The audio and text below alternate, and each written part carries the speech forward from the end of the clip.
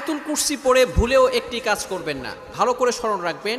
আয়াতুল কুরসি পড়ে আমরা যে ভুল কাজটা করে থাকি, আয়াতুল কুরসি হচ্ছে পবিত্র কোরআনুল কারীমের ভিতরে সর্বশ্রেষ্ঠ আয়াত হচ্ছে আয়াতুল কুরসি। সূরার ভিতরে সর্বশ্রেষ্ঠ সূরা হচ্ছে সূরা ফাতিহা, সূরা ইয়াসিন, সূরা বাকারা। তবে আয়াতের ভিতরে সর্বশ্রেষ্ঠ আয়াত হচ্ছে আয়াতুল কুরসি। 3 নম্বর পারার 1 নম্বর পৃষ্ঠা সূরা বাকারার 255 নম্বর আয়াত। এই আয়াতটি এতটা ফজিলতপূর্ণ আয়াত। আল্লাহু লা ইলাহা ইল্লাহু আল হাইয়ুল কাইয়্যুম। এই আয়াতের ভিতরে আল্লাহ তাআলার 2টি চমৎকার নাম আছে। এই নামকে বলা হয় ইসমে আজম, আল হাইয়ুল কাইয়্যুম।